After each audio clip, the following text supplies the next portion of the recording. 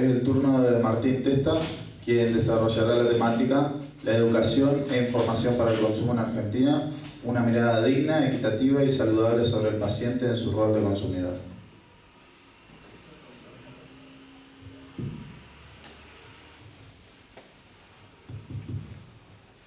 Buenas tardes a todos.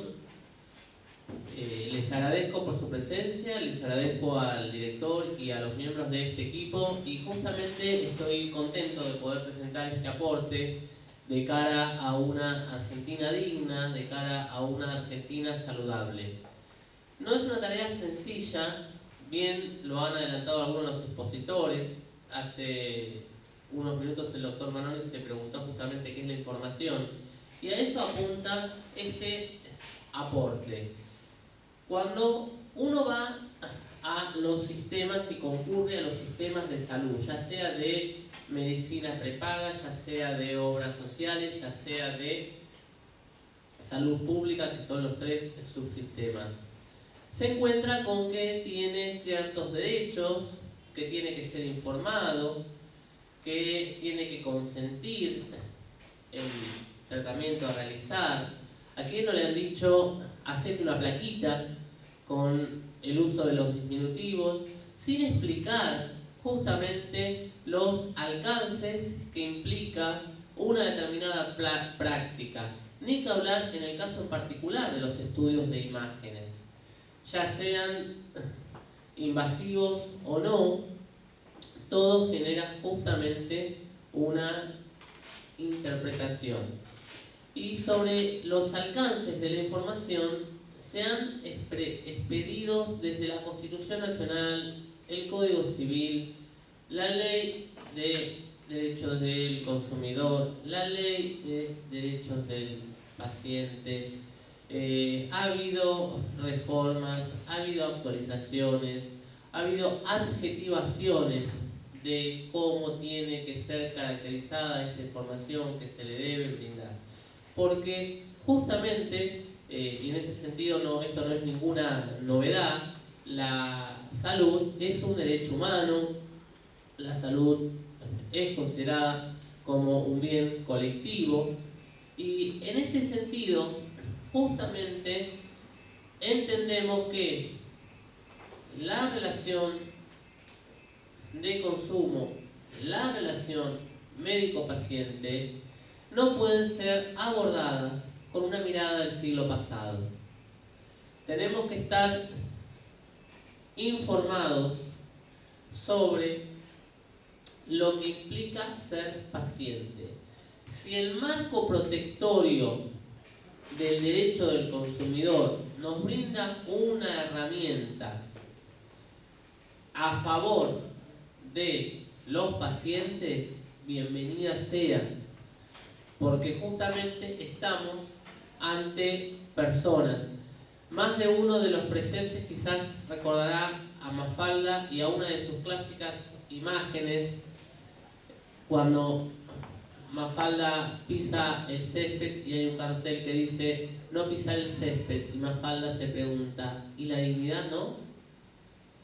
Justamente cuando el artículo 42 de la Constitución Nacional nos habla de que la información tiene que ser justamente adecuada y veraz. ¿Qué es una información adecuada y veraz hacia los pacientes? Cuando uno realiza una consulta y por ejemplo le dicen no puede pasar nada con la operación, el riesgo mayor es que el paciente quede igual, cuando justamente una institución, con el desarrollo de la tecnología, con el desarrollo de profesionales capacitados para justamente brindar una atención en el marco del acto médico satisfactoria y saludable, realiza este tipo de declaraciones, está en algunos supuestos incurriendo en una responsabilidad que luego se puede ejercer. Cuando un proveedor no transmite la información de manera tal que el paciente la pueda comprender, está asumiendo todos los riesgos que justamente no les está transmitiendo. algunos autores, como un autor español, Bello Janeiro, nos habla de un consentimiento informado, humanizado. Más allá de las caracterizaciones que ahora vamos a ver nos traen los distintos ordenamientos vigentes, tenemos que hacer un diálogo entre las distintas fuentes. Este diálogo lo realizamos a través de los principios del derecho del consumidor, que nos permiten aproximarnos al derecho de la salud y en particular al derecho de los pacientes. Desde el deber de información, desde el trato digno y equitativo. Estos son como dos ejes para abordar tanto la relación de consumo como la relación médico-paciente. Ahora bien, al artículo 42 de la Constitución Nacional, que nos habla de la información adecuada y veraz, hay que sumarle en primera medida la Ley de Defensa del Consumidor, que nos habla ya de, además de veraz, nos dice que la información tiene que ser detallada. Y, como si fuera poco, también le aclara, eficaz y suficiente. ¿Qué es que la información sea suficiente? Porque esta adjetivación, esta caracterización se repite. Pensemos hoy en día que estamos en los albores, en los primeros comienzos del siglo XXI, en donde todavía nos cuesta vislumbrar, visibilizar los desarrollos que va justamente a generar la tecnología. La relación de consumo y la relación médico-paciente tienen que estar justamente acompañadas de esta realidad, dando una respuesta a la problemática que trata, ya que en definitiva estamos ante una problemática de la humanidad.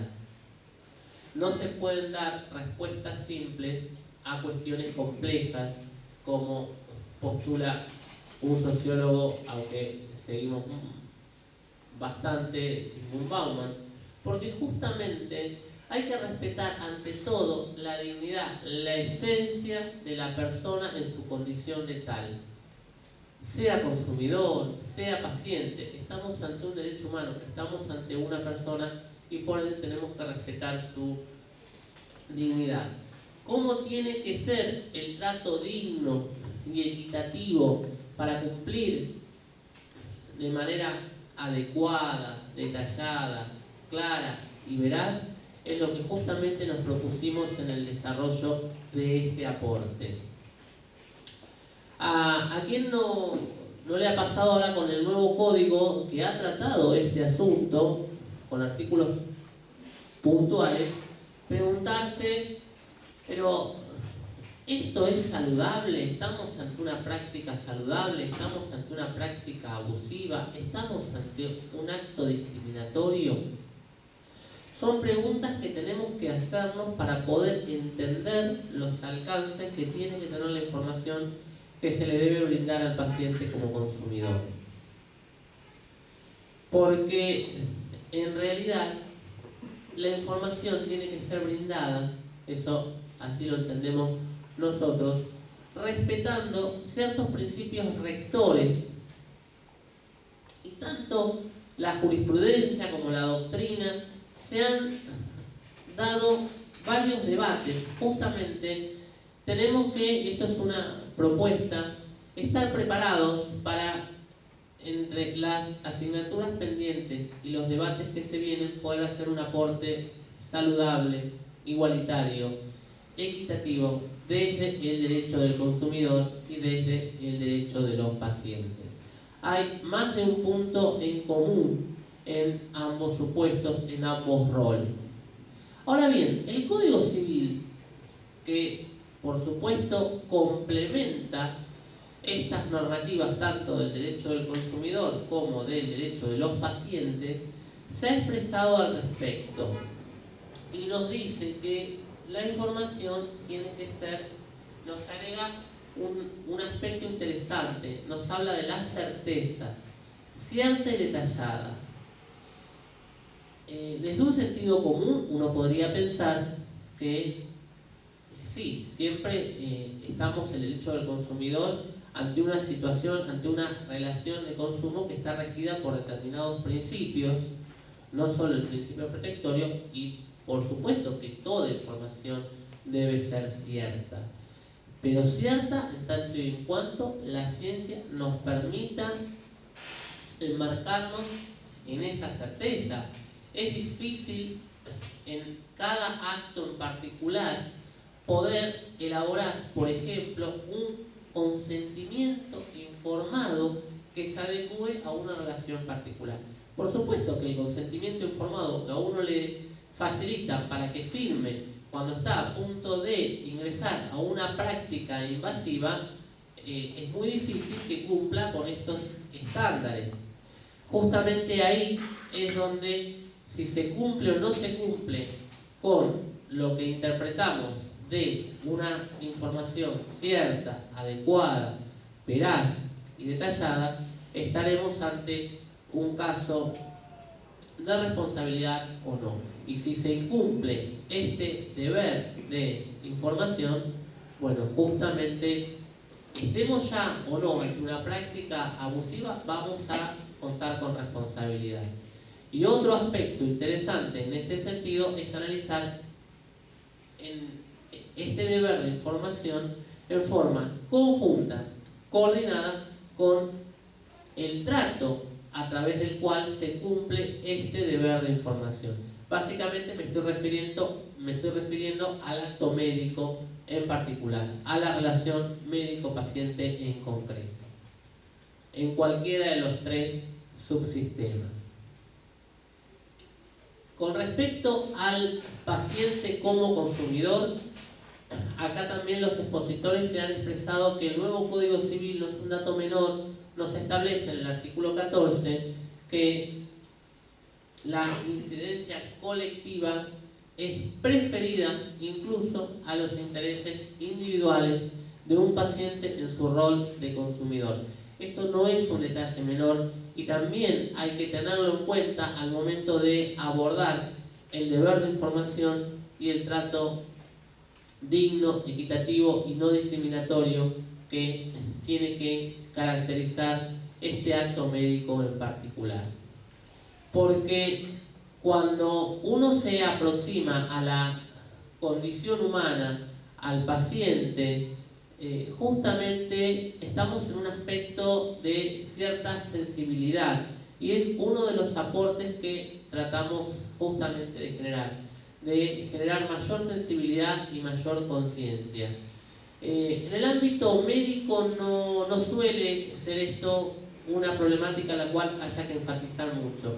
En el campo jurídico sí, porque justamente el paciente no se encuadra en una relación de pares, sino que esto también lo enmarcamos en una relación de vulnerabilidad por la situación en sí.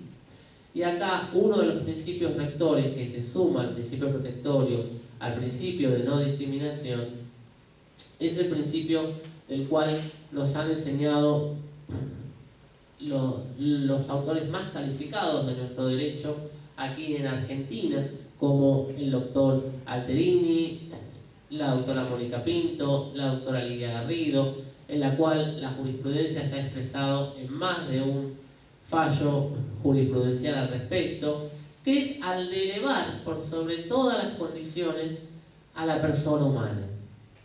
Y justamente cuando hablamos del principio pro homine, lo entendemos como un principio que pone en valor al ser humano, como un principio que se inserta en el derecho del consumidor, con jerarquía constitucional y con un análisis y una mirada convencional de esta relación de consumo, de esta relación médico-paciente. Uno de los aspectos más relevantes de este aporte que intentamos es justamente, en el caso en concreto, tengamos en cuenta el principio pro homine. En caso de duda, por supuesto que vamos a tener que estar siempre a una interpretación más favorable a la del paciente en su rol de tal como consumidor que es, independientemente del servicio de salud. Hay varios casos particulares, esto en el análisis se da de manera casuística, porque hay pormenores de cada subsistema de salud, lamentablemente. Ahora bien, este principio pro homine es en realidad lo que nos da el umbral, por así decirlo, en este siglo XXI, para poder animarnos a visibilizar la Argentina que queremos para las generaciones actuales y para las generaciones futuras, en donde cuando uno concurre a un establecimiento de salud, justamente lo que quiere es que sea tratado con la mayor dignidad posible, que no sea tratado de manera discriminatoria, que el trato que se le brinde sea de manera digna.